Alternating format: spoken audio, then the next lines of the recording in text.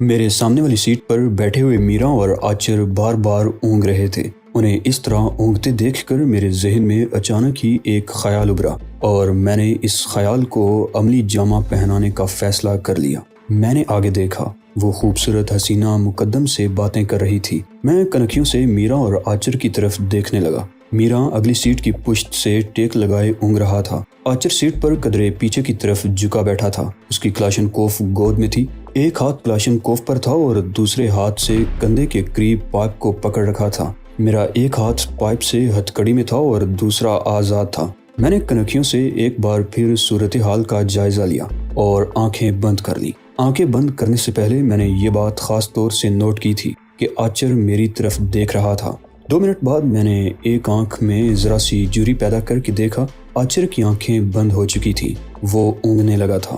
میں بہت محتاط انداز میں سیٹ پر آہستہ آہستہ آگے کی طرف کھسکنے لگا۔ میرا انداز ایسا ہی تھا جیسے جھٹکے لگنے کی وجہ سے سیٹ پر ٹکنا مشکل ہو رہا ہو۔ میرے دل کی دھڑکن تیز ہو رہی تھی اور میں سوچ رہا تھا کہ اگر اپنے مقصد میں کامیاب نہ ہو سکا تو یہ لوگ مجھے اس قدر مار لگائیں گے کہ پچھلی ساری ماریں بھول جاؤں گا۔ اونگنے کے انداز میں میری گردن نیچے جھک گئی اور جب میں نے ہاتھ آچر کی گردن میں رکھی ہوئی رائفل کی طرف بڑھایا تو اس کی آنکھیں کھل گئیں۔ شاید اس کی چھٹی حس نے اسے کسی خطرے سے خبردار کر دیا تھا۔ میرا ہاتھ اپنی رائفل کی طرف بڑھتے دیکھ کر اس نے بڑی پھرتی سے رائفل سنبھالنے اور سیدھا ہونے کی کوشش کی، لیکن میں اس سے زیادہ پھرتیلا ثابت ہوا۔ رائفل ہاتھ میں آتے ہی میں بڑی تیزی سے سیٹ پر سیدھا ہو کر بیٹھ گیا۔ آچر چیختا ہوا میری طرف جھپٹا، مگر میرے پیر کی زوردار ٹھوکر سے وہ اپنی سیٹ پر الٹ گیا۔ اس کی چیخ کی آواز سن کر میرا بھی ہڑبڑا کر اٹھ گیا اور ریوالور والا ہاتھ اوپر اٹھا دیا۔ میں اس دوران رائفل دونوں ہاتھوں میں سنبھال چکا تھا۔ اس کا رخ میرا کی طرف کر کے میں نے ٹریگر دبانے میں دیر نہیں لگائی تھی۔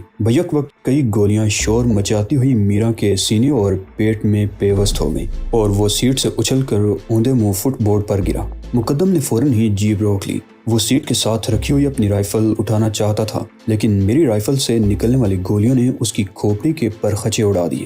ساتھ والی سیٹ پر بیٹھی ہوئی حسینہ کے منہ سے خوفناک چیخ نکلی اور وہ دونوں ہاتھ منہ پر رکھ کر اپنی سیٹ پر اوندھی ہو گئی۔ میں نے پھرتی سے گھوم کر آچر کو رائفل کی زد پر لے لیا۔ اپنے دونوں ساتھیوں کو گولیوں سے چھلنی ہوتے دیکھ کر وہ خوف سے تھر تھر کانپنے لگا تھا۔ آچر، میں نے اس کی طرف دیکھتے ہوئے کہا، میں نے کہا تھا نا کہ تم سے اپنی چوٹوں کا حساب ضرور لوں گا اور اب حساب کا وقت آ گیا ہے۔ مجھے معاف کر دو سائیں۔ وہ دونوں ہاتھ جوڑ کر گڑ گڑانے لگا، میرا باپ مجھے معاف کر دے، میں تیرے پاؤں پکڑتا ہوں۔ وہ جیسے ہی آگے جھکا میں نے اس کے منہ پر زوردار ٹھوکر ماری اور وہ چیختا ہوا دوبارہ اپنی سیٹ پر گر گیا۔ جیب سے ہتھکڑی کی چابی نکال کر اس چھوکری کو دو، میں نے کہا اور پھر اس حسینہ کو مخاطب کرتے ہوئے بولا، او چھوکری، اسے چابی لے کر جیپ سے اترو اور اس طرف آ کر میری ہتھکڑی کھولو۔ وہ لڑکی سیدھی ہو گئی۔ آچر نے سیٹ کے اوپر سے ہی چابی اس کی طرف بڑھا دی۔ وہ نیچے آئی اور جیپ کے اوپر سے گھوم کر میری طرف آ گئی اور ہتھکڑی میں چابی لگانے کی کوشش کرنے لگی۔ اس کے ہاتھ بری طرح کانپ رہے تھے۔ میں نے آچر کو رائفل کی زد پر لے رکھا تھا۔ مجھے ڈر تھا کہ وہ موقع سے فائدہ اٹھانے کی کوشش نہ کرے، مگر میرا اندیشہ بے بنیاد ہی نکلا۔ وہ سیٹ پر بیٹھا تھر تھر کانپتا اور معافی مانگتا رہا۔ ہتھکڑی کھلنے میں 2 منٹ لگ گئے۔ میں اٹھ کر کھڑا ہو گیا اور آچر کو زوردار ٹھوکر مارتے ہوئے غرایا، نیچے اترو، مجھے معاف کر دو۔ میں نے اسے ایک اور ٹھوکر مار دی۔ میں جانتا ہوں کہ ظالم ہمیشہ بزدل ہوتا ہے، دوسروں پر ظلم کرتے ہوئے اسے ذرا بھی رحم نہیں آتا، مگر جب اپنی باری آتی ہے تو گڑ گڑانے لگتا ہے اور رحم کی بھیک مانگنے لگتا ہے۔ میں تو تمہیں بہت دلیر سمجھتا تھا، لیکن تم تو بزدل نکلے۔ میں نے اسے دھکا دے کر جیپ سے نیچے گرا دیا۔ جب تم نے اور میرا نے میری دنائی کی تھی تو میں نے تو تم سے معافی نہیں مانگی تھی۔ تم کیوں رحم کی بھیک مانگ رہے ہو؟ تمہیں کم از کم اپنی مونچھوں کی تو لاج رکھنی چاہیے۔ چل اٹھ، مجھے تم سے اپنا حساب لینا ہے۔ آچر اٹھ تو گیا مگر بدستور گڑ گڑا رہا تھا۔ میں نے رائفل کا بٹ اس کے منہ پر مارا۔ وہ چیخ اٹھا۔ میرا ہاتھ نہیں رکا۔ دوسری ضرب اس کی پسلیوں پر لگی۔ وہ بلبلاتا ہوا نیچے گرا۔ میں نے اسے ٹھوکروں پر رکھ لیا۔ وہ زمین پر لوٹتا اور چیختا رہا، لیکن مجھے اس پر ذرا رحم نہیں آیا۔ اٹھو، میں نے ایک اور ٹھوکر مارتے ہوئے کہا، جتنا تیز بھاگ سکتے ہو بھاگو۔ وہ اٹھ تو گیا مگر بھاگنے کی بجائے دونوں ہاتھ جوڑ کر معافی مانگنے لگا۔ بھاگتا ہے یا سینہ چھلنی کر دوں؟ میں چیخا۔ وہ چند لمحے دہشت زدہ سی نظروں سے میری طرف دیکھتا رہا، پھر ایک طرف بھاگ کھڑا ہوا۔ وہ 15-20 گز آگے نکل چکا تھا۔ اس کے منہ سے عجیب سی آوازیں نکل رہی تھی اور وہ بار بار پیچھے مڑ کر دیکھ رہا تھا۔ میں نے رائفل سیدھی کی اور ٹریگر کھینچ لیا۔ ویرانہ ایک بار پھر تڑتڑاہٹ کی آواز سے گونج اٹھا۔ اس مرتبہ اس میں آرچر کی چیخیں بھی شامل تھیں۔ وہ لڑکھڑا کر ڈیر ہو گیا۔ میں نے قریب جا کر اسے دیکھنے کی ضرورت محسوس نہیں کی اور مڑ کر لڑکی کی طرف دیکھنے لگا جو جیپ سے ٹیک لگائے کھڑی تھر تھر کانپ رہی تھی۔ کسی جرائم پیشہ گروہ میں شامل ہونا الگ بات ہے، لیکن جب صورتحال ایسی ہو تو بڑے بڑوں کا پتا پانی ہو جاتا ہے۔ آرچر کی حالت اس نے دیکھی تھی اور وہ کس طرح گڑ گڑا کر مجھ سے رحم کی بھیک مانگ رہا تھا، اور وہ تو پھر ایک عورت تھی، فطرتاً کمزور۔ اس نے 3 آدمیوں کو میرے ہاتھوں گولیوں سے چھلنی ہوتے دیکھا تھا۔ اس کا خوف زدہ ہونا فطری بات تھی۔ میں نے رائفل کندھے سے لٹکا لی اور جیپ کے پچھلے حصے پر چڑھ گیا۔ میرا دونوں سیٹوں کے بیچ اوندا پڑا تھا۔ میں نے بغلوں میں ہاتھ ڈال کر پہلے اسے سیٹ پر ڈالا اور پھر جیپ سے نیچے دھکیل دیا، اور اس کا ریوالور سیٹ پر ہی پڑا ہوا تھا جسے میں نے اٹھا لیا۔ ریوالور کے تمام چیمبر بھرے ہوئے تھے۔ میرے ذہن میں اچانک ہی ایک خیال آیا۔ میں جیپ سے کود کر میرا کی لاش کے لباس کی تلاشی لینے لگا۔ قمیص کے پہلو میں بھی ایک جیب تھی جس میں ریوالور کے فاضل کارتوس بھرے ہوئے تھے۔ میں نے وہ کارتوس نکال کر اپنی پتلون کی جیب میں ڈال دیے، ریوالور کو ہاتھ میں رکھا اور رائفل ریت پر پھینک دی اور گھوم کر ڈرائیونگ سیٹ کی طرف آ گیا۔ مقدم کی لاش ڈرائیونگ سیٹ پر اوندی پڑی تھی۔ میں نے اسے کھینچ تان کر جیپ سے نکالا اور گھسیٹتے ہوئے دور لے جا کر ریت پر ڈال دیا۔ ڈرائیونگ سیٹ اور اس کے سامنے فٹ میٹ پر خون بکھرا ہوا تھا۔ لگتا تھا جیسے یہاں گائے ذبح کر دی گئی تھی۔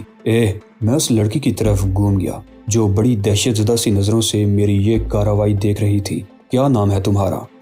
بیلا۔ وہ ہکلا کر رہ گئی۔ بیلا اچھا نام ہے، میں نے کہا، اور میرا خیال ہے تم ڈرائیونگ بھی جانتی ہو۔ چلو سیٹ پر بیٹھو۔ میں نے ڈرائیونگ سیٹ کی طرف اشارہ کیا۔ مگر یہ خون؟ وہ سیٹ کی طرف دیکھتے ہوئے ہکلائی۔ ریت اٹھا کر سیٹ پر ڈالو اور بیٹھ جاؤ، میں نے جواب دیا، اور آگے بڑھ کر ریت کے ساتھ رکھی ہوئی مقدم کی رائفل اٹھا کر جیپ کے پچھلے حصے میں ڈال دی۔ بیلا چند لمحے میری طرف دیکھتی رہی، پھر دونوں ہاتھوں سے ریت اٹھا کر سیٹ پر ڈالنے لگی۔ اچھا خاصا خون پھیلا ہوا تھا۔ ریت تر ہو گئی۔ مجھے ڈیش بورڈ کے خانے میں میلا سا ایک کپڑا مل گیا۔ میں نے اس کپڑے سے سیٹ پر ڈالی جانے والی ریت نیچے پھینک دی۔ مزید ریت ڈالنے سے خون پوری طرح اس میں جذب ہو گیا۔ اس کپڑے سے میں نے دوبارہ سیٹ صاف کر دی۔ بیلا نے جس طرح لفظ خون کہا تھا، اس سے مجھے اندازہ لگانے میں دشواری پیش نہیں آئی کہ وہ ہندو تھی۔ ہندی بولنے والوں کی زبان سے اردو کے بعض الفاظ مشکل ہی سے نکلتے ہیں۔ یہاں اس ساری کارروائی میں 1 گھنٹہ لگ گیا تھا۔ اس وقت شاید 5 بجنے والے تھے۔ دن کا اجالا پھیلنے لگا تھا۔ جیپ کی رفتار زیادہ تیز نہیں تھی۔ میرے ایک ہاتھ میں ریوالور تھا اور دوسرا ہاتھ میں نے ڈیش بورڈ پر جما رکھا تھا۔ ہمارے چاروں طرف تحت نگاہ ریگستان پھیلا ہوا تھا۔ سبزے کے نام پر کہیں کوئی جھاڑی تک نظر نہیں آ رہی تھی۔ کہاں کی رہنے والی ہو؟ میں نے بیلا کی طرف دیکھتے ہوئے پوچھا۔ گڑگاؤں کی، اس نے مختصر سا جواب دیا۔ یہ کہاں ہے؟ میں نے پوچھا۔ دلی کے قریب ایک چھوٹا سا شہر ہے، بیلا نے جواب دیا۔ اس وڈیرے سے تمہارا کیا تعلق ہے؟ کیا نام ہے اس کا؟ ہاں، رئیس کبو۔ میں چند لمحے خاموش رہا اور پھر اس کے جواب کا انتظار کیے بغیر بولا، دلی ہندوستان کا کیپٹل ہے اور سرحد سے سینکڑوں میل دور ہے، اور رئیس کبو کا وہ گاؤں یا ڈیرا سرحد سے کئی گھنٹوں کے فاصلے پر پاکستان میں واقع ہے۔ تمہارا رئیس کبو سے کیا تعلق ہے؟ وہ میرا دوست ہے، بیلا نے جواب دیا۔ وہ اپنے آپ کو بڑی حد تک سنبھال چکی تھی۔ چند سال پہلے وہ ہندوستان آیا تھا۔ ہماری پہلی ملاقات دلی میں ہوئی تھی۔ اس کے بعد میں بھی 1-2 مرتبہ کراچی گئی تھی۔ وہ مجھے پسند کرنے لگا تھا۔ اس طرح ہماری ملاقاتوں کا یہ سلسلہ جاری رہا۔ کبھی وہ ہندوستان آ جاتا اور کبھی میں پاکستان چلی جاتی، اور یہ آمد و رفت غیر قانونی ہوتی تھی۔ میں نے چبھتی ہوئی نظروں سے اس کی طرف دیکھا۔ ان ملاقاتوں کا مقصد ہم ایک دوسرے کو پسند کرتے ہیں، اس کے علاوہ اور کیا مقصد ہوگا؟ اس نے جواب دیا۔ بات حلق سے نہیں اترتی۔ میں نے کہا، میں اصل مقصد جاننا چاہتا ہوں، لو سٹوری نہیں سننا چاہتا۔ رات کی تاریکی میں غیر قانونی طور پر سرحد پار کرنا اور پھر ایک لاتعلق آدمی کو قیدی بنا کر سرحد پار پہنچانا، یہ تمہاری لو سٹوری کا حصہ تو نہیں؟ مجھے یقین ہے کہ مجھ سے پہلے بھی مجھ جیسے لوگوں کو اس طرح سرحد پار پہنچایا جاتا ہوگا۔ کیا ہندوستان میں کسی جگہ غلاموں کی منڈی بھی لگتی ہے؟ غلاموں کی منڈی؟ اس نے چونک کر میری طرف دیکھا۔ ہاں، جہاں اغوا کیے ہوئے مجھ جیسے ہٹے کٹے نوجوانوں کی خرید و فروخت ہوتی ہے، میں نے کہا۔ مجھے نہیں معلوم کہ ہندوستان میں کہیں ایسی کوئی منڈی لگتی ہو، بیلا نے جواب دیا۔ تو پھر مجھے کہاں لے جایا جا رہا تھا؟ میرے اس سوال پر وہ ایک بار پھر چونک گئی۔ مجھے نہیں معلوم، وہ چند لمحوں کی خاموشی کے بعد بولی۔ مجھے تو ان کے ساتھ کدالیہ تک جانا تھا، وہاں سے میں ماؤنٹ ابو چلی جاتی اور جے پور ہوتی ہوئی دلی کا رخ کرتی۔ تمہارے بارے میں نہیں جانتی کہ وہ تمہیں کہاں لے جانا چاہتے تھے۔ ظاہر ہے مجھے اس کی باتوں پر یقین نہیں آیا تھا۔ مزید سوال کرنے کے بجائے میں خاموش بیٹھا ادھر ادھر دیکھتا رہا۔ مشرقی افق پر شفق کی سرخی پھیلنے لگی تھی جو شاہ خاور کی آمد کا پتہ دے رہی تھی۔ جیپ کو اچانک ہی دھچکے لگنے لگے تھے، انجن بری طرح کھانسنے لگا، اس کی رفتار بھی بتدریج کم ہوتی چلی گئی۔ فیول ختم ہو گیا ہے، بیلا نے فیول بتانے والی ڈائل کی طرف دیکھتے ہوئے کہا۔ سوئی 0 پر پہنچ کر ساکت ہو چکی تھی۔ گھبراؤ نہیں، پیچھے پیٹرول کے 3 کین رکھے ہوئے ہیں، جیپ روک لو، میں ٹینک میں پیٹرول ڈال دیتا ہوں، میں نے کہا۔ بیلا نے جیپ روک کر انجن بند کر دیا۔ میں جیپ کے پچھلے حصے میں آ گیا جہاں سیٹ کے نیچے پیٹرول کے کین رکھے ہوئے تھے۔ میں نے ایک کین اٹھا لیا اور ڈھکنا کھول کر جیپ کی ٹنکی میں پیٹرول ڈالنے لگا۔ وہ کین 5 گیلن کا تھا۔ میں نے پورے کا پورا پیٹرول ٹنکی میں اڈیل دیا۔ سورج طلوع ہو چکا تھا، دھوپ نکلتے ہی کرنیں سوئیوں کی طرح جسم میں چبھنے لگی۔ میں جانتا تھا دھوپ جیسے جیسے تیز ہوتی جائے گی ہمارے لیے مشکلات بڑھتی جائیں گی۔ دن کے وقت کسی صحرا میں سفر کرنا قیامت سے کم نہیں ہوتا۔ جیپ کو دوبارہ سٹارٹ ہونے میں چند منٹ لگے تھے۔ ہمارا سفر بہرحال دوبارہ شروع ہو گیا۔ جیپ کے دونوں طرف باہر کی سائڈ پر پانی کا ایک ایک مشکیزہ لٹکا ہوا تھا۔ میں نے ایک مشکیزہ اتار لیا، پہلے چند گھونٹ پانی پیا اور پھر مشکیزہ بیلا کی طرف بڑھا دیا۔ ایک ہاتھ سے مشکیزہ منہ سے لگا کر پانی پینے کی کوشش کرتے ہوئے کچھ پانی اس کے گلے پر بہتا ہوا ٹی شرٹ کے اندر کی جگہ غائب ہو گیا۔ ہم تقریباً 1 گھنٹے تک سفر کرتے رہے۔ دھوپ خاصی تیز ہو گئی تھی، ریت بھی تپنے لگی تھی اور میں سوچ رہا تھا کہ اگر ہم جلد ہی کسی محفوظ جگہ پر نہ پہنچے تو ہمارے دماغ پلپلے ہو جائیں گے۔ بیلا نے اچانک جیپ روک لی اور ادھر ادھر دیکھنے لگی۔ کیا ہوا؟ میں نے پوچھا۔ میرا خیال ہے ہم اصل راستے سے ہٹ گئے ہیں، بیلا نے جواب دیا۔ اس کی آنکھوں میں وحشت اور لہجے میں تشویش تھی۔ رئیس کبو نے روانگی سے پہلے مقدم سے کہا تھا کہ دلدل کے ساتھ ساتھ سفر کرتے رہیں، وہ راستہ کدالیہ تک پہنچا دے گا۔ میں نے کہا، یہ اندازہ لگانا بھی مشکل ہے کہ دلدل کس طرف ہے۔ بیلا نے جواب دیا۔ وہ جیپ سے اتر گئی، میں نے بھی اپنی سیٹ چھوڑ دی اور ہم ایک چھوٹے سے ٹیلے پر چڑھ گئے۔ وہ اس طرف، اس نے ایک طرف اشارہ کرتے ہوئے کہا۔ جھاڑیاں نظر آ رہی ہیں، ہو سکتا ہے دلدلی علاقہ بھی اسی طرف ہو، وہ سراب بھی ہو سکتا ہے۔ بیلا نے اس طرف دیکھتے ہوئے جواب دیا۔ کسی سراب کے چکر میں پھنسنے کے بعد موت ہی پیچھا چھوڑ سکتی ہے، وہ سراب نہیں ہے، میں نے ادھر ادھر دیکھتے ہوئے جواب دیا۔ اگر سراب ہوتا تو کسی اور طرف بھی ایسا منظر دکھائی دیتا، لیکن کسی طرف ایسی کوئی چیز نظر نہیں آ رہی، جھاڑیاں ہی ہیں اور یقیناً دلدلی علاقہ بھی اس طرف سے۔ ہم ٹیلے سے اتر آئے اور پھر بیلا نے جیپ کا رخ اس طرف موڑ دیا۔ میرا اندازہ درست نکلا، وہ جھاڑیوں کا جنگل تھا اور اس کے ساتھ دلدلی علاقہ تھا۔ جیپ جھاڑیوں سے کچھ فاصلے پر چلتی رہی، لیکن ہم ایک بار پھر دلدلی علاقے سے بہت دور نکل گئے۔ ٹیلوں کے قریب سے گزرتے ہوئے جیپ کی رفتار پھر کم ہونے لگی۔ اب تک ہم جس علاقے میں سفر کرتے آئے تھے ریت سخت اور جمی ہوئی تھی، لیکن اب یہ خطہ ایسا نہیں تھا۔ ریت نرم تھی اور جیپ کے پہیے دھنس رہے تھے۔ کچھ دور چلنے کے بعد آخر کار جیپ رک گئی۔ بیلا انجن کو ریس دیتی رہی اور ریت میں دھسے ہوئے پہیے گھومتے رہے۔ میں نیچے اتر آیا۔ پہیے پورے کے پورے ریت میں دھسے ہوئے تھے، ان کے گھومنے سے ریت اڑ رہی تھی اور پہیوں کے نیچے رگڑ سے کچھ اور گہرے ہو گئے تھے۔ میں اطراف میں دیکھنے لگا۔ پہیوں کے نیچے پتھر وغیرہ رکھ کر جیپ کو نکالا جا سکتا تھا، اگر ہمارے چاروں طرف ریگستان تھا پتھروں کا سوال ہی پیدا نہیں ہوتا تھا۔ بیلا بھی نیچے اتر آئی۔ ہم آدھے گھنٹے تک کوشش کرتے رہے مگر جیپ ریت کے ان گڑھوں سے نکل نہیں سکی۔ اس وقت صبح کے 9 ہی بجے تھے مگر دھوپ ناقابل برداشت ہو رہی تھی۔ میرا جسم پسینے میں شرابور ہو چکا تھا، ٹی شرٹ چپک رہی تھی جس سے کچھ زیادہ ہی الجھن ہو رہی تھی۔ میں نے ٹی شرٹ اتار کر اسے سر پر ڈال دیا اور بیلا کی طرف دیکھنے لگا۔ اس کی حالت مجھ سے زیادہ ابتر تھی۔ میں نے مشکیزہ اٹھا کر پانی کے 1-2 گھونٹ بھرے اور مشکیزہ بیلا کی طرف بڑھا کر ٹیلے پر چڑھنے لگا۔ میرے پیر تپتی ہوئی ریت میں دھنس رہے تھے۔ تقریباً 50 فٹ اونچے ٹیلے پر چڑھنے میں 6-7 منٹ لگ گئے۔ ٹیلے کے دوسری طرف ریت کا ہموار میدان سا تھا، لہریں لیتی اور شیشہ کی طرح چمکتی ہوئی ریت پر نظر ٹکانا مشکل ہو رہا تھا۔ اس میدان کے دوسری طرف ایک اونچی پہاڑی نظر آ رہی تھی۔ میں دیر تک اس پہاڑی کی طرف دیکھتا رہا۔ جب مڑ کر دیکھا تو بیلا بھی ٹیلے پر چڑھ رہی تھی۔ کچھ دیر بعد وہ بھی میرے قریب کھڑی اس پہاڑی کی طرف دیکھ رہی تھی۔ مجھے یاد آ گیا، اس کی آنکھوں میں چمک سی ابھر آئی۔ یہ وہی پہاڑی ہے، اگر ہم وہاں پہنچ جائیں تو کدالیہ تک آسانی سے پہنچ جائیں گے۔ تمہارا مطلب ہے کدالیہ اس پہاڑی سے اتنا قریب ہے؟ کہ ہم آسانی سے وہاں پہنچ جائیں گے؟ کدالیا اس پہاڑی سے 7-8 کوس کے فاصلے پر ہے، بیلا نے جواب دیا۔ پہاڑی کے علاقوں میں ہمیں دھوپ سے بچنے اور آرام کرنے کی جگہ مل جائے گی۔ رات کے وقت کدالیا تک کا فاصلہ طے کرنا مشکل نہیں ہوگا۔ بیلا کی بات قابل غور تھی۔ جیپ ریت کے گڑھوں میں اس طرح پھنسی تھی کہ اسے نکالنا ممکن نہیں رہا تھا۔ بہتر یہی تھا کہ ہم جیپ چھوڑ کر کسی طرح اس پہاڑی تک پہنچ جائیں اور دن وہاں گزارنے کے بعد رات کے وقت کدالیا کا رخ کیا جائے۔ میں ایک بار پھر پہاڑی کی طرف دیکھنے لگا۔ میرے خیال میں فاصلہ 2-2.5 میل سے زیادہ نہیں تھا۔ یہاں پڑے پڑے چلچلاتی دھوپ کا شکار ہونے سے بہتر تھا کہ اس پہاڑی تک پہنچنے کی کوشش کی جائے۔ تم یہاں رکو، میں جیپ سے پانی کی مشکیزیں لے آؤں، تو پھر ہم چلتے ہیں، میں نے بیلا کی طرف دیکھتے ہوئے کہا اور جواب کا انتظار کیے بغیر ٹیلے سے اترنے لگا۔ میں نے پانی کی دونوں مشکیزیں اپنے کندھوں پر ٹانگ لی۔ چلتے چلتے میری نظر مقدم والی رائفل پر پڑ گئی۔ میرے پاس اگرچہ میرا والا ریوالور موجود تھا، لیکن میں نے رائفل بھی اٹھا لی۔ ٹیلے پر پہنچ کر میں نے ایک مشکیزہ بیلا کے حوالے کر دیا، جسے اس نے کندھے پر لٹکا لیا، اور ہم ٹیلے کے دوسری طرف اترنے لگے۔ کچھ دور تک تو ہم چلتے رہے، لیکن پھر قدم اٹھانا مشکل ہو گیا۔ آسمان پر آگ برساتا ہوا سورج اور پیروں کے نیچے انگاروں کی طرح تپتی ہوئی ریت ایسے لگ رہا تھا جیسے ہم جہنم کے کسی گرم ترین خطے میں آ گئے ہوں۔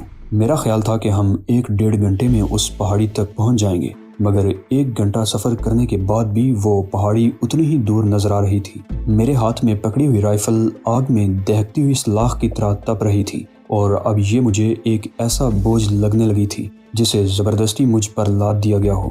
میں نے رائفل کی طرف دیکھا اور پھر اسے ہاتھ سے چھوڑ دیا۔ بیلا کی حالت مجھ سے زیادہ ابتر تھی۔ اس نے زندگی کا کچھ حصہ مشکلات میں ضرور گزارا ہوگا، مگر ایسا وقت تو اس پر کبھی نہیں آیا ہوگا۔ وہ ہر 2-4 قدم بعد گر جاتی۔ میں نے اسے بازو سے پکڑ لیا اور اسے اپنے ساتھ ساتھ گھسیٹنے کی کوشش کرتا رہا۔ اگر زمین سخت ہوتی تو شاید زیادہ مشکل پیش نہ آتی، مگر نرم اور بربری ریت میں پیر دھنس رہے تھے۔ ایک پیر رکھنے کے بعد دوسرا قدم اٹھانا مشکل ہو رہا تھا۔ پسینہ میرے جسم سے دھار کی صورت میں بہہ رہا تھا۔ حلق بار بار خشک ہو جاتا اور زبان سوکھ کر کانٹے کی طرح تالوے میں چبھنے لگی۔ ہر چند منٹ بعد پانی کے 1-2 گھونٹ بھرنے پڑتے، اور میں سوچ رہا تھا کہ اگر یہی حالت رہی تو ہمارے دونوں مشکیزیں پہاڑ تک پہنچنے سے پہلے ہی خالی ہو جائیں گے۔ پہاڑی اب زیادہ دور نہیں رہ گئی تھی۔ بیلا چلتے چلتے لڑکھڑا کر گر گئی۔ میں نے اسے اٹھانے کی کوشش کی، مگر کامیاب نہ ہو سکا۔ اس کی آنکھیں بند تھیں اور وہ بے حس و حرکت ہو کر رہ گئی تھی۔ میرے ذہن میں ایک لمحے کو خیال ابھرا تھا کہ کہیں سن سٹروک تو نہیں ہوا۔ اگر ایسا ہوا تو میرے لیے مشکلات بڑھ جائیں گی۔ اگر بیلا ختم ہو گئی تو میں بھی اس جہنم سے زندہ نہیں نکل سکوں گا۔ میری زندگی بیلا کی زندگی سے مشروط تھی۔ میں نے اس کے چہرے پر پانی کے چند چھینٹے مارے، کچھ پانی اس کے حلق میں ٹپکایا تو اس نے کسمساتے ہوئے آنکھیں کھول دی۔ بیلا، میں نے اس پر جھکتے ہوئے کہا، ہمت سے کام لو بیلا، وہ پہاڑی اب زیادہ دور نہیں رہ گئی، بس تھوڑی سی ہمت چاہیے۔ میں نہیں چل سکتی۔ بیلا کرا اٹھی۔ ہمت سے کام لو، میں نے کہا، یہاں ایڑیاں رگڑ کر دم توڑنے سے تو بہتر ہے کہ کچھ کوشش کر ڈالی جائے۔ زندگی کو ہم سے شکوہ تو نہیں رہے گا کہ ہم نے اسے بچانے کے لیے کوشش نہیں کی۔ میں خاموش ہو کر ادھر ادھر دیکھنے لگا۔ وہ پہاڑی 2 فرلانگ کے فاصلے پر رہ گئی تھی۔ میری نظریں اوپر کی طرف اٹھ گئی اور اس کے ساتھ ہی میں کانپ اٹھا۔ ہمارے سروں کے عین اوپر بہت بلندی پر 4-5 گدھ منڈلا رہے تھے۔ بیلا، میں نے اسے کندھے سے پکڑ کر جھنجھوڑ دیا۔ وہ دیکھو، آسمان پر منڈلاتے ہوئے گدھ ہمارے مرنے کا انتظار کر رہے ہیں۔ اگر ہم ہمت ہار گئے تو ہمارے مرنے کا انتظار کیے بغیر ہماری بوٹیاں نوچنا شروع کر دیں گے۔ بیلا نے آسمان پر منڈلاتے ہوئے گدھوں کو دیکھا اور پھر جرجری سے لے کر رہ گئی۔ میں نے اسے سہارا دے کر اٹھا دیا اور ہم لڑکھڑاتے ہوئے پہاڑی کی طرف چلنے لگے۔ گدھوں کے خوف نے بیلا میں تھوڑی سی ہمت پیدا کر دی تھی۔ میں بار بار آسمان کی طرف دیکھ رہا تھا۔ گدھوں کی تعداد اب بڑھ گئی تھی اور ان کی بلندی بھی کم ہو گئی تھی۔ مجھے اندیشہ تھا کہ شکار ہاتھ سے نکلتے دیکھ کر وہ ہم پر جپٹ نہ پڑے، اس لیے میں بیلا کو گھسیٹتے ہوئے تیز تر چلنے کی کوشش کر رہا تھا۔ میں نے ایک بار پھر آسمان کی طرف دیکھا اور مجھے سینے میں سانس رکتا ہوا محسوس ہونے لگا۔ گدھوں کی تعداد اور 10-12 ہو گئی تھی۔ وہ کافی نیچے آ گئے تھے۔ بیلا ایک بار پھر لڑکھڑا کر گر گئی۔ میں نے جھک کر اسے کندھے پر لاد لیا اور تیز تیز چلنے کی کوشش کرنے لگا۔ پہاڑی اب زیادہ دور نہیں رہ گئی تھی۔ پیروں کے نیچے اب ریت بھی قدرے سخت اور جمی ہوئی تھی، اس لیے مجھے چلنے میں بھی زیادہ دشواری پیش نہیں آ رہی تھی، لیکن میری اپنی حالت بہت دگرگوں ہو رہی تھی۔ اپنے آپ کو ہی گھسیٹنا دشوار تھا اور ایک صحت مند عورت کا بوجھ کندھے پر لاد کر چلنا تو اور بھی مشکل تھا۔ میں لڑکھڑا کر رہ گیا، سنبھلنے کی کوشش کی مگر کامیاب نہیں ہو سکا اور دڑم سے نیچے گرا۔ بیلا کے منہ سے ہلکی سی چیخ نکل گئی تھی اور پھر دوسرے ہی لمحے پروں کی پھڑپڑاہٹ کی آواز سن کر میں چونک اٹھا۔ سر اٹھا کر دیکھا تو خوف سے میرے منہ سے بھی ہلکی سی چیخ نکل گئی۔ ایک گدھ ہمارے سروں سے 20-22 فٹ اوپر سے ہوتا ہوا تقریباً 15 گز دور جا کر ریت پر بیٹھ گیا۔ اس کی نظریں ہم پر مرکوز تھیں۔ ایک اور گدھ نیچے آنے کے لیے غوطہ لگا رہا تھا۔ بیلا بھاگو! میں اٹھتے ہوئے چیخا اور بیلا کا ہاتھ پکڑ لیا۔ بیلا نے بھی صورتحال کی نزاکت کا احساس کر لیا تھا۔ اس میں نہ جانے کہاں سے اتنی ہمت پیدا ہو گئی کہ وہ میرا ہاتھ پکڑے مجھ سے بھی زیادہ تیز دوڑنے لگی۔ موت کا خوف انسان کے اندر اتنا حوصلہ پیدا کر دیتا ہے کہ وہ تعاقب میں آنے والی موت کو بھی پیچھے چھوڑ دیتا ہے۔ اس وقت بیلا میں بھی کچھ ایسا ہی حوصلہ اود کر آیا تھا۔